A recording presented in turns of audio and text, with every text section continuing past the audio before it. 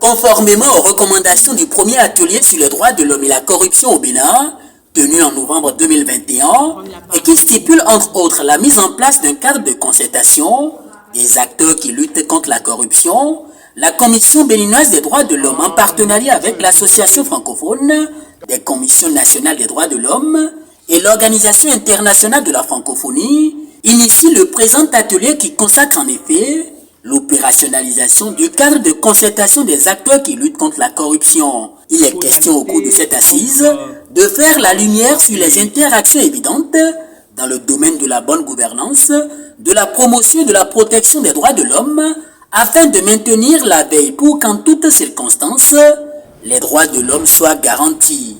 La corruption atteint tous les droits.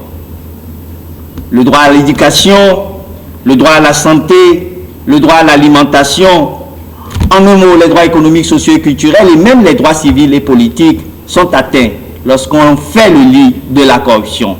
L'impunité est le crime de demain.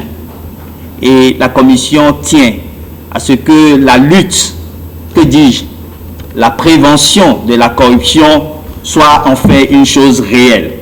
Prévention nettement préférable à la sanction. C'est ce que la Commission souhaite.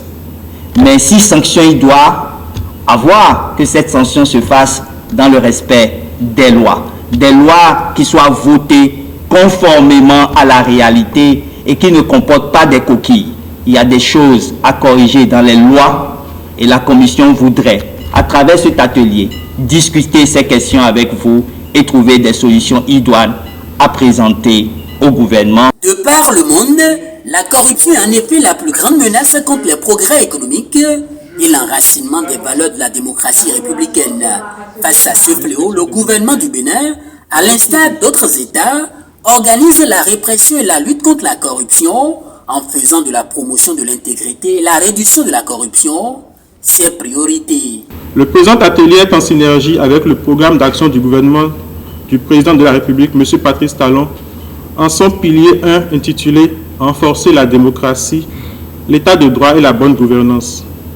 C'est dans cette dynamique que depuis plusieurs décennies, la lutte contre la corruption connaît des avancées. L'état des lieux de la lutte contre la corruption peut ainsi être présenté en deux stations, à savoir le cadre légal et le cadre institutionnel.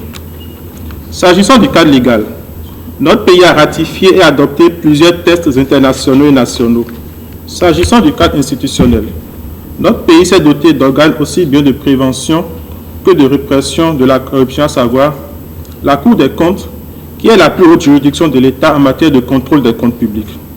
Elle participe de ce fait à la moralisation de la vie publique et à la lutte contre la corruption. Le Haut Commissariat à la prévention de la corruption, les différentes autorités de régulation, les différents organes d'inspection des ministères, la Haute Cour de justice, la Cour de répression des infractions économiques et du terrorisme, les juridictions de fond. Monsieur le Président, le garde des Sceaux, ministre de la Justice et de la Législation, à travers ma voix, vous exprime ses félicitations pour les efforts que vous et votre équipe avez fournis pour assurer la tenue du présent atelier.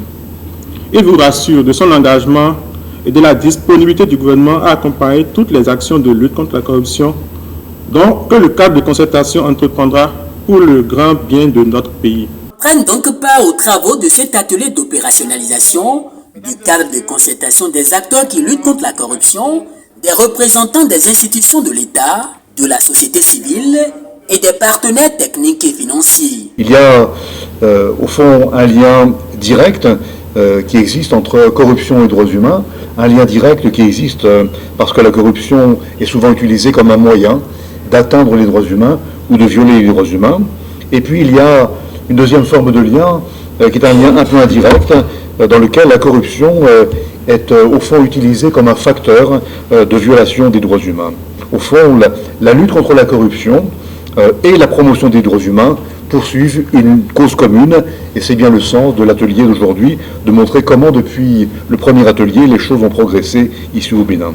La corruption peut bien souvent entraîner ou même causer des atteintes aux droits humains, et la manière dont la corruption elle est exposée peut potentiellement, directement ou indirectement, nuire aux droits de l'homme, et ça a été exposé dans un grand nombre de textes internationaux, et il y a des travaux de recherche qui sont nombreux qui le montrent. J'aimerais rappeler, peut-être, Président, puisque nous sommes avec des commissaires et du staff de la Commission, que c'est le rôle des INDH, bien évidemment, de travailler sur la question, et vous vous êtes illustré ici au Bénin par un travail approfondi pour aller plus loin dans la question du rôle des INDH dans la lutte contre la corruption ou la prévention de la corruption. C'est le sens de l'atelier qu'on mène aujourd'hui. De cet atelier sont donc attendues des propositions concrètes pour un meilleur positionnement du Bénin dans la lutte contre la corruption et le plein respect des droits humains.